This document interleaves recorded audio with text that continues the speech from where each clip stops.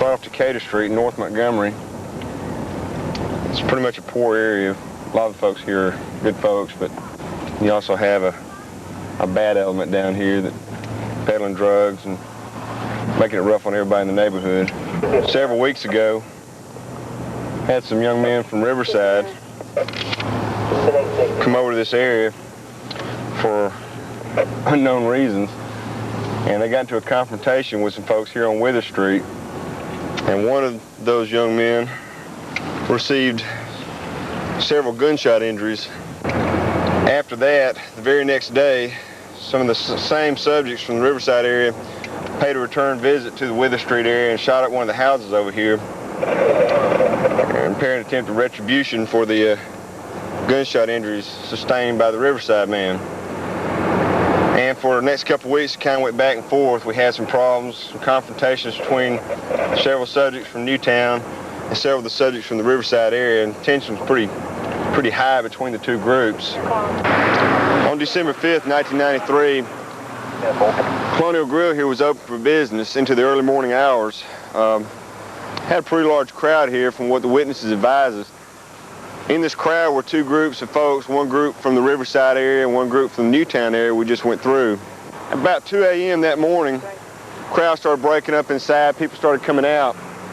And at some point, as folks were coming out of the bar, we know at least 3 vehicles were involved in some type of shootout. And this shootout, which began in this area, continued as the vehicles traveled south on North Ripley Street, ironically toward the police department. We believe the vehicles continued to chase each other, fired each other at will, apparently, as they continued south on North Ripley Street. At some point, we believe one of the subjects in the white vehicle occupying the Riverside residence fired at the blue Toyota Corolla being driven by Big Red. Now, this is where Big Red ended up in his vehicle.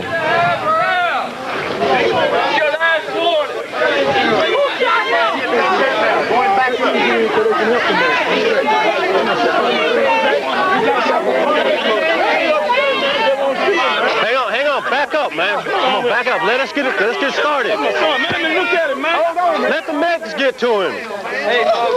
All right. Come on. Red.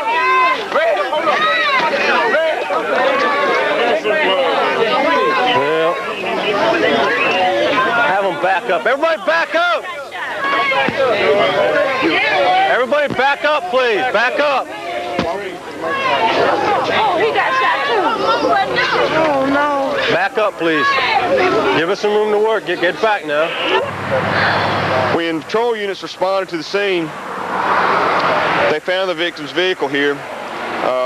Some folks that were passing by that had been at the Colonial Grill saw the vehicle wreck, stopped, observed that the victim had been very seriously injured, was bleeding very badly, and had gone to one of the neighboring residents here and made a phone call to the police department. The police department sent patrol units as well as paramedic units responded.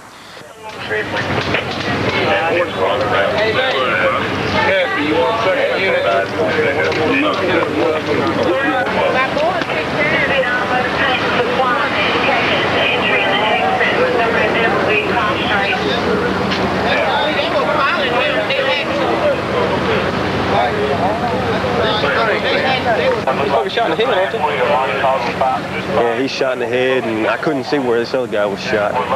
But if you look in the back, man, it's full of blood.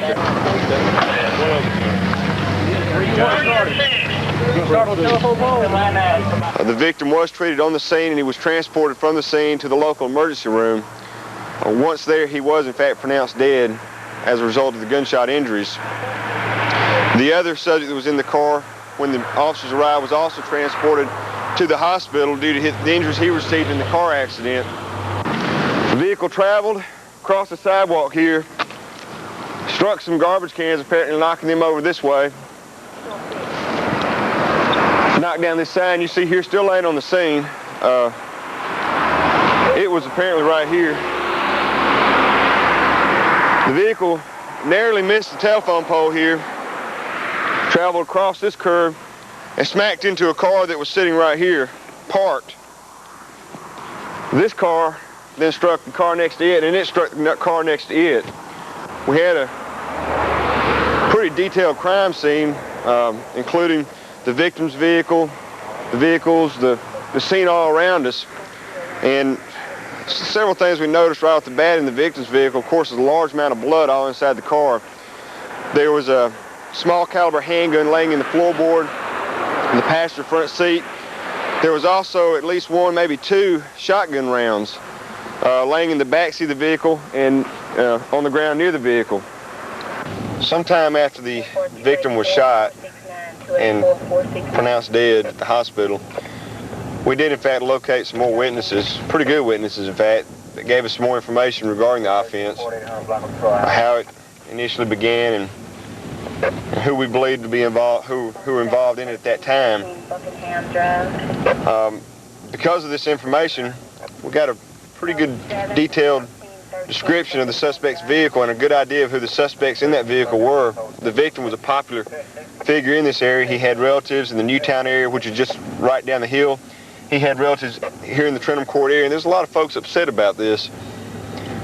So, as patrol units were patrolling the area and looking for this vehicle, they did in fact see the vehicle, or a vehicle that looked like this one, just a block over from the Trenton Court area.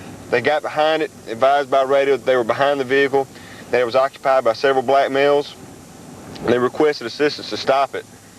Apparently, since we believed the suspects to be armed and dangerous at that time.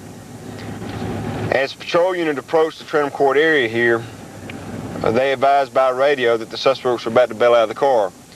And as the vehicle got into this area, two of the suspects did in fact jump from the vehicle and run. 3 suspects were taken into custody in the car by one of the patrol officers, while the other patrol officer gave chase. He was able to apprehend one of the suspects that fled. These 4 suspects were transported to headquarters, as well as the vehicle they were in was impounded and transported to headquarters as evidence. You might want to note that there were several weapons found in this vehicle, and these were the suspects we believed to be involved in the offense. So that made one lone suspect still at large, and of course he was running around somewhere here in the Trenton Court area. Well, just minutes after the patrol officers left the scene and brought the suspects they had in custody to headquarters to speak with myself and other detectives, the dispatch received a call of another subject shot here in the Trenton Court area.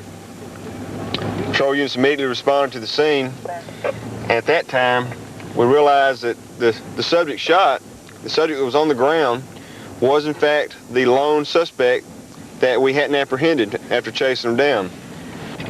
The suspect that was charged, he was transported to the scene from the suspect vehicle after it was stopped, and he subsequently confessed to being involved in the offense.